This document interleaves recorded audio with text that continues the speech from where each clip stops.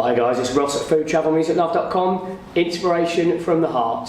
This is one of our Tripadvisor reviews. This time we're at the Tank Museum in Dorset.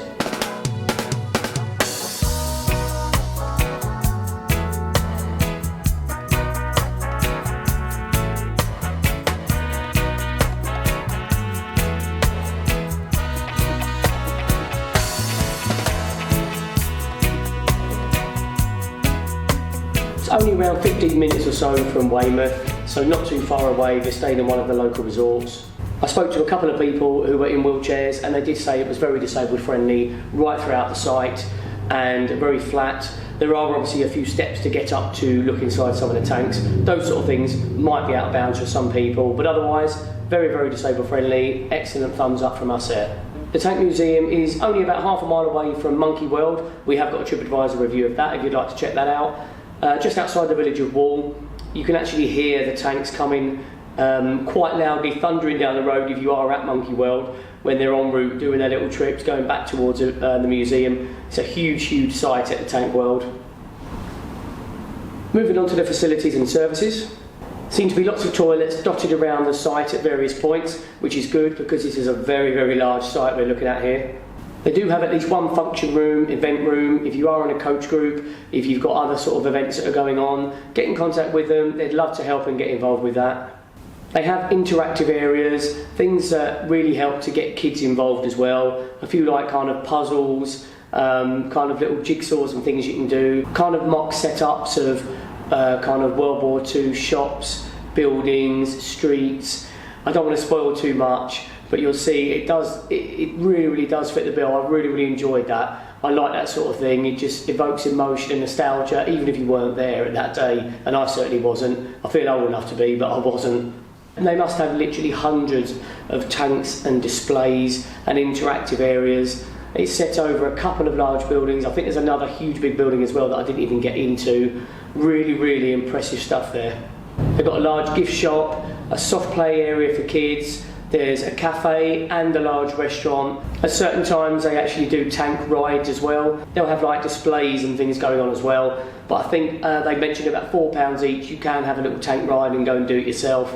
I didn't get involved with that, but that's something you can do on certain days. You can actually get on board some of the tanks. They have specially selected tanks that are there where you can actually get on, get in, walk through the little displays in the exhibitions. It's really, really nice that, whether you're an adult, whether you're a kid, however old you are, things like that are always enjoyable. You can actually try on old clothes and things. There's little specific areas set up where you can try on old clothes, check yourself out in the mirror, see what you would have looked like as a German bomber if you really want to do that. Moving on to food and drink.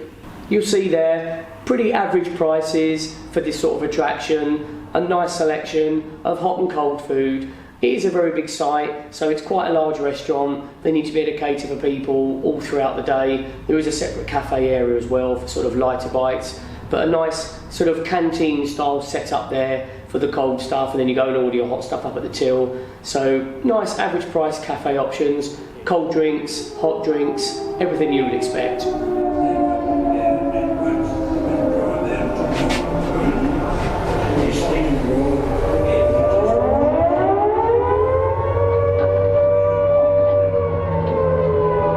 Absolutely hated this noise.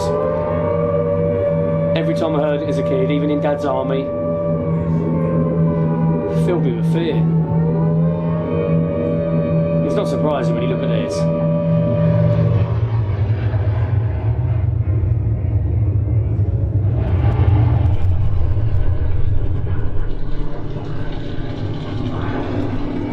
We always have a quick look at value for money before we go on to the official rating. Adult prices are just over £17, children's are about £9.50. I would say that's quite pricey, but they do equally say allow 4 to 5 hours for a visit. That's 4 to 5, I mean that would be a hell of a sight, 45 hours. Allow 4 to 5 hours for a visit. I wouldn't necessarily disagree with that. I think that would be a good amount of time to have there, especially if you're going to pop to the restaurant and that as well. Depends how much interest you have personally in tanks and World War II and that sort of thing. I don't feel you actually have to have any particular interest in anything like that. You just get engrossed into it while you're walking around. You can't help but just kind of get involved in it.